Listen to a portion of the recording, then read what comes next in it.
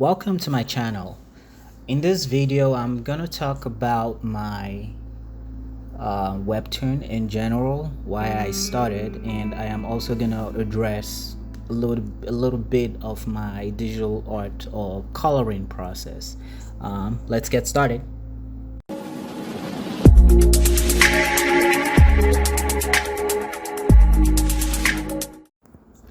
This is a series that I have been really thinking about for a very long time, and I've always compared myself to other great artists, and I've always told myself I'm not as good as they are. So I never really started it, and I've been just trying to try to improve my skills over and over again, but never really started anything. So then one day I was just fed up, and I decided to just get started, and hopefully I would improve as I continue to do it. I was also motivated by the webtoon Tower of God. Some of you might know it already.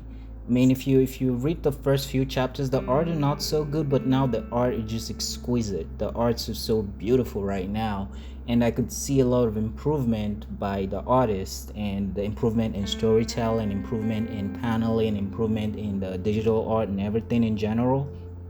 And he has about close to maybe 300, 400 chapters already, so he's put a lot of hours and work into it. So with all, and Tower of God is just an example.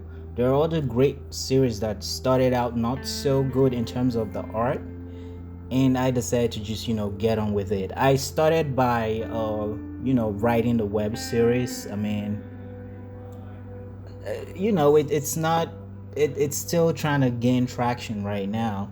So since I'm basing this webtoon on the web series, I don't really have to think much about the arrangement of the art. I just base it off of the web series, so I'm just taking what I've written and putting it into a digital art. It makes the transition smoother, easier, and more fun for me at least. So yeah, so that's kind of how this webtoon came about.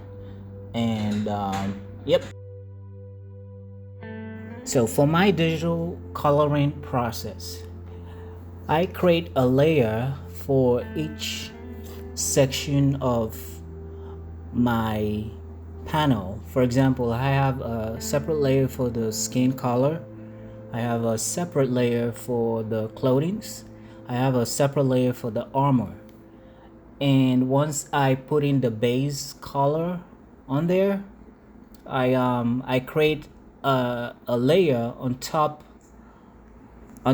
of my base layer. For example, I will create a layer on top of my skin layer, and I will clip it to the below layer. It's a feature which it's also on Photoshop. I don't remember how to do it on Photoshop, but in Clip Studio Paint, it's easy. You just right click on the top layer that you just created, and you click on the button that says clip to layer below.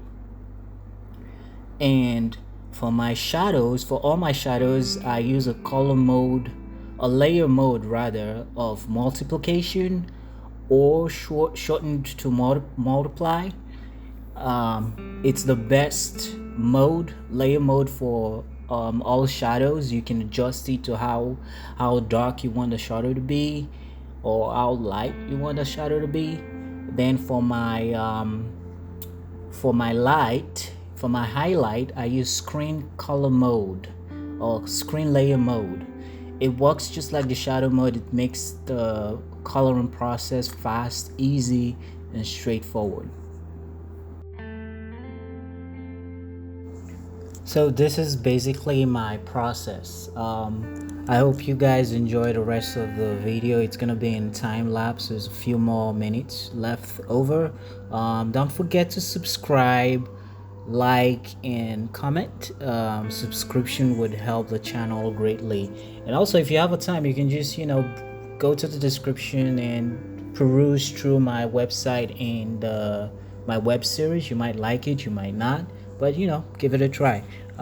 Thanks again for watching, and I hope to see you again next time. All right.